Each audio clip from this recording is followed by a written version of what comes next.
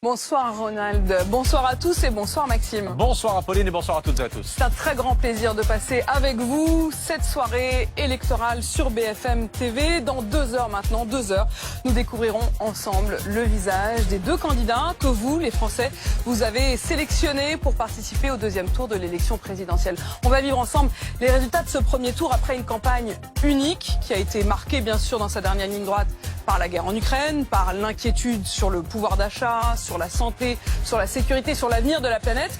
Des résultats évidemment incertains, alors qu'au moment même où on se parle, la France vote encore, Maxime. Absolument. H-2, enjeux capitaux, vous l'avez dit, et donc dispositif exceptionnel ce soir. Vous n'allez rien manquer du suspense qui va nous amener jusqu'à 20h. Rien manquer évidemment des résultats à 20h pile, notre estimation avec notre partenaire Elab. Ce sera dans 2 heures, Apolline l'a dit. Nous suivrons ensemble et en direct, bien sûr, toutes les déclarations, les premières réactions de tous les candidats dans les différents quartiers généraux. 35 équipes de BFM TV sont sur le terrain ce soir avec vous aussi dans les bureaux de vote, bien sûr. Apolline l'a dit, on vote encore. L'abstention est un des enjeux de la soirée. Nos éditorialistes sont là juste derrière pour tout vous expliquer, pour tout décrypter. 120 petites minutes nous séparent du nom des 2 finalistes. Et la soirée électorale sur BFM TV, c'est parti.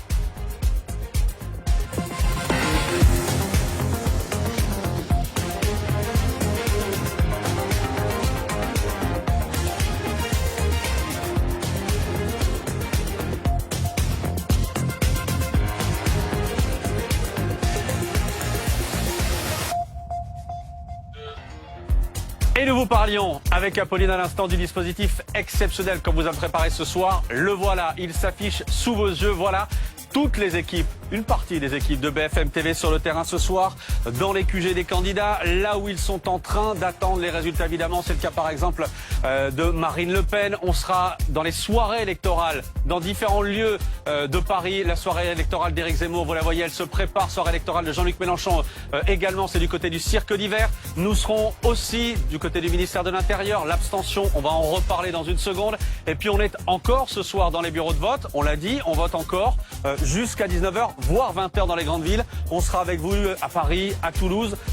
On sera aussi tout à l'heure du côté de la soirée électorale de Marine Le Pen. On va suivre ce soir les candidats, les différentes réactions et donc, Apolline, l'abstention, premier enjeu de la soirée. Voilà pour le dispositif sur le terrain et dans ce studio, tous nos éditorialistes qui vont évidemment décrypter avec vous tout au long de la soirée, non seulement les enjeux maintenant, avant et puis les résultats tout à l'heure. Il y a Bruno Jeudi. Bonsoir Bruno, bonsoir, vous êtes éditorialiste politique à BFM TV, tout comme Amandine Atalaya. Bonsoir Amandine. Il y a également Jérémy Trottin, chef du service politique d'RMC. Bonsoir Jérémy. Et Philippe Corbet, chef du service politique de BFM TV. Bonsoir à tous. De mon côté, Julie Graziani, bonsoir. Bonsoir Laurent Neumann. Bonsoir Camille Anglade. Et bonsoir Mathieu Croissando, journaliste au pluriel et éditorialiste BFM TV. Ça va plus vite. Et au pupitre, il y a notre Bernard Sananès, président de l'Institut de sondage Elab, qui est le partenaire de BFM TV. Bonsoir Bernard. Bonsoir. Vous allez nous donner tous les chiffres ce soir, mais à l'heure qu'il est, c'est-à-dire à 18h, il n'y en a qu'un que vous ayez vraiment le droit de nous donner. C'est le chiffre de l'abstention. Oui, vous avez tout à fait raison.